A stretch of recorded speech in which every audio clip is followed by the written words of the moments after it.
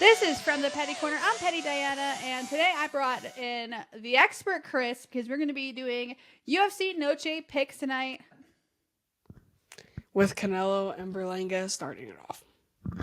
Yeah, we're going to be starting off with Canelo and Berlanga because it is another Mexico fight on the Las Vegas Strip. Mexico versus Puerto Rico. Who you got and why? I think Canelo's going to get the early finish. Berlanga just doesn't have that experience. And he has like 40 more fights than him. And I don't think Berlanga's on that level yet. I would just like to say, win, lose, or draw, Berlanga won already. He made it to the big stage. He's getting that bag. Yeah, his bank people won. know who he is. And I think people are underestimating him. I think he's going to put up a lot better of a fight than people are giving him credit for. But I'm excited to see how that pans out as well. You got anything else to say? Canelo's probably going to get the knockout in round 4. Do you think it's a knockout? Yeah. TKO, not like a brutal knockout. All right, so let's jump into UFC Noche. Who are we starting out with? Chee-wee-wee! We got Chili versus Kaling Aori. Yeah. I'm going to have to ride with Chiwiwi. He's young and exciting, and I'm excited to see what he does there. They have him about minus 1,000, so I think that's a safe bet. And I would say probably first round knockout. He's going to rush in. He's probably going to get caught once or twice, but I think he still gets early knockout. What do you think of them having him on the early prelims? It's actually a pretty stacked card when you look at it. It is. Okay. Then we got Chirez versus Van. Yeah. Van just got knocked out, so I'm going with Chirez. They got Chirez at plus 190, but it's close. I'm sticking with Chirez. I think Van's going to get finished in the third round. Okay. I am not a betting girl, so is like plus 190. Is that still in like the pick'em range? Pick'em is like they're both minus 115, minus 110, and minus 105. Okay. But I'm gonna go with Chirez too, because Viva la Mexico.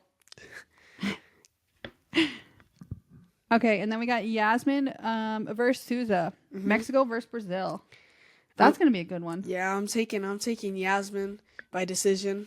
She's a minus 575 to Souza's plus 385. Excuse me. I'm also gonna go with Yasmin. She's got pretty good betting odds, so I don't know much about either of them. So yeah, because you're we're casual. Just gonna go. I guess so. Power slap is your thing. Stick to power slap. I watch UFC every weekend, right? Yeah, but you're not watching it in between. That's why you're tired of it on TV all day. No, okay. No. You literally will put on the same fight and watch it 30 times in a row. That's what I'm tired of, okay? Well, no, because I watch all fights like 30 times. Okay, well, go do that, not in the living room where everyone is.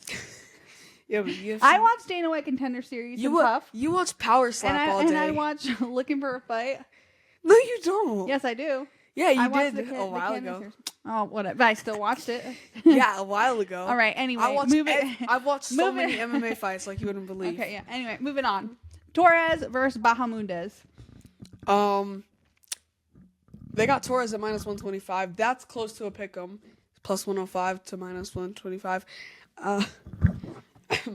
I'm going with favorites a lot today other than Chirez, and I think Torres, he definitely has a better record for sure, obviously, and I think he's more capable to get it done. For that one, I'm going to go with Bahamundes. Really?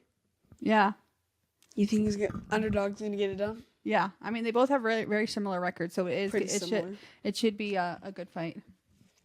Bahamundes does have a little bit more experience. Okay, and now we're going to move on.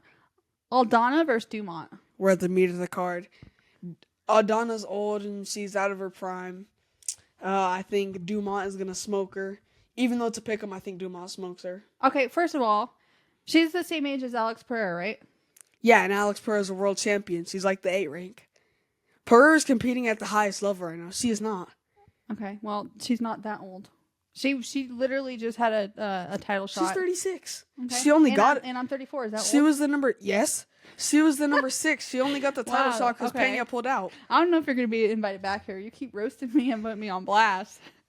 I'm going to ride with Aldana on that one just because of her experience. But, I mean, Dumont is a threat as well. So you can't really look past her. It's going to be an all-out war. No, Dumont's going to maul her. Okay. Here we go. Main card. Okay, this one I am so excited about. Me too. Rodriguez versus Osborne. I think Rodriguez is going to get it. I'm going with Odie. Really? Why? I don't know. I just saw something in him that he's just like, he's gonna get it. It's gonna be a banger. It's not gonna be Micaiah versus Cop. It better not be because there was so much build up to that, and then it was like not.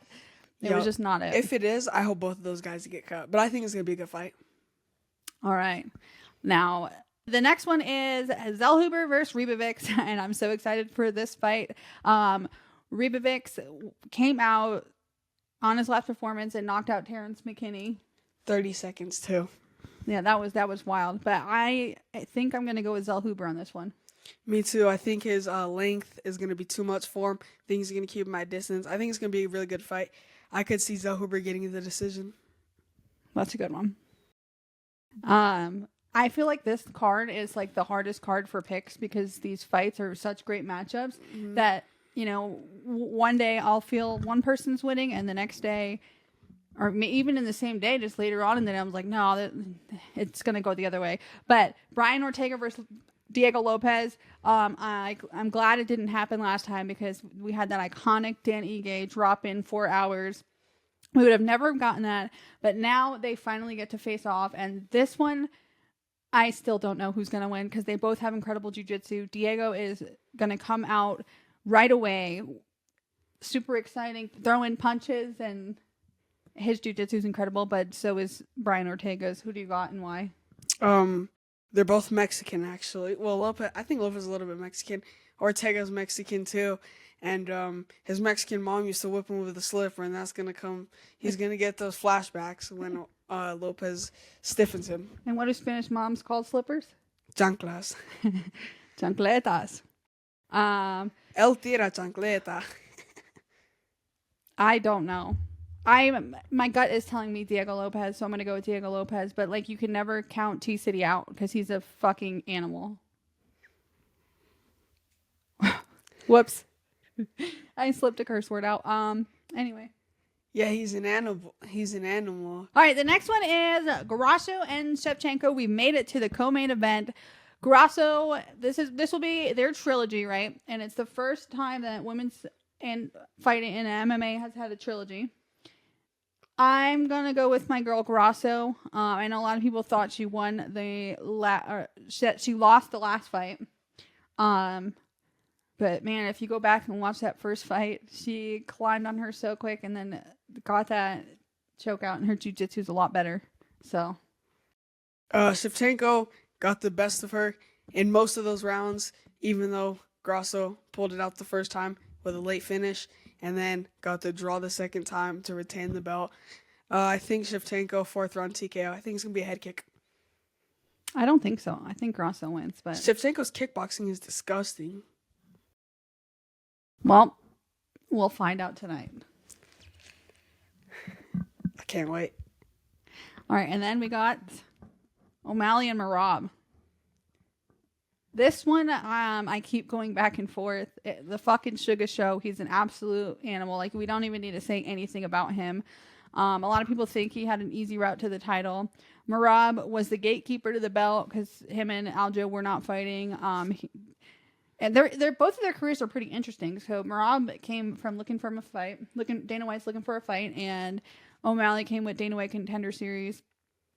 I think their UFC records are about the same. I think their debuts were like a week apart. So this will be a good fight. And my gut is telling me Merab, even though every single day I'm like, no, there's no way O'Malley loses.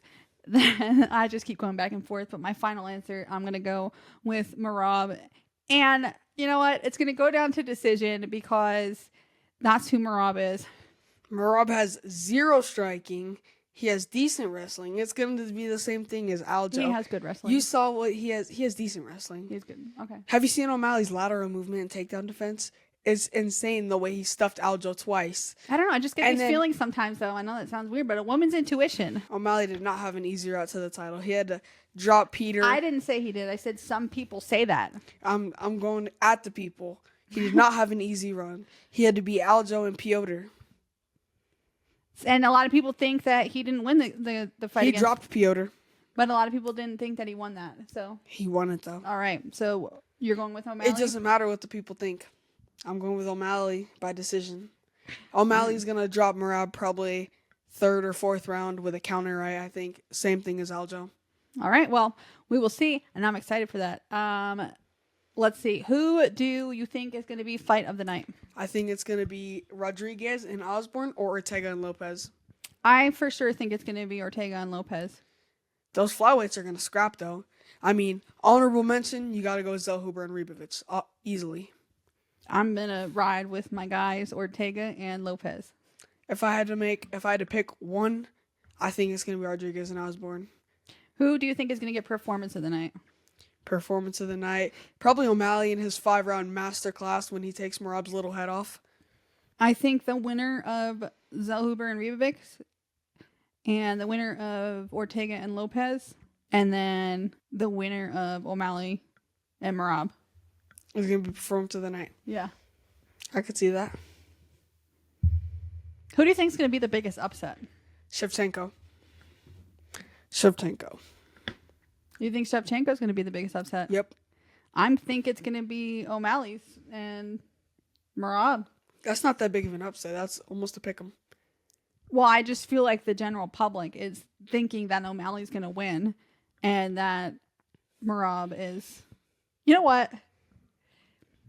What if Berlanga beats Canelo? That'll be like the biggest That would upset be the of biggest the century. upset. Yeah, not even the night. That would be a massive upset. What is Canelo, like a minus 2,000? Yeah. I might just have to bet on Berlanga just because. Because if he does win, that's like, what, 2,000 times your money? I'm pretty sure. I don't yeah. know. I don't bet, so I don't know. So, okay. I illegally bet every day. All right, so. let's make another bet. Yeah, okay.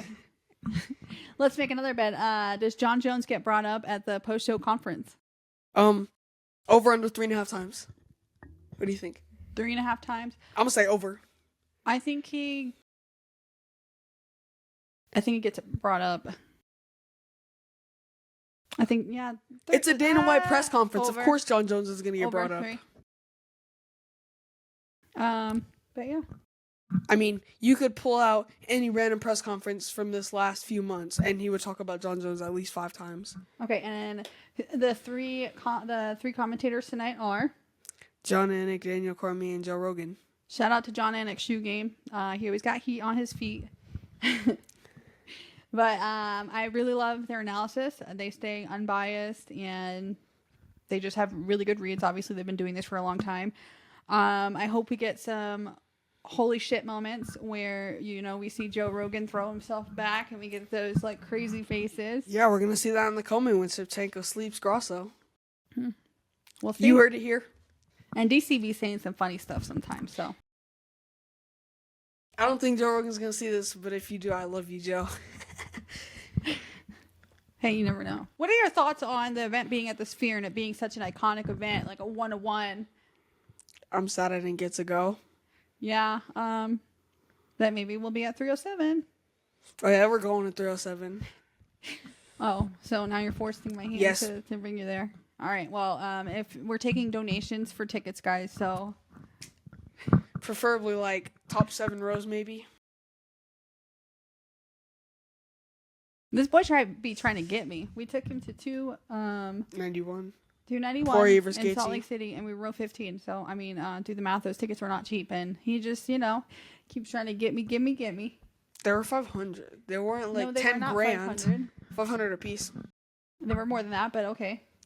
600 a piece. They were still more than that, 650 a piece. plus the tax.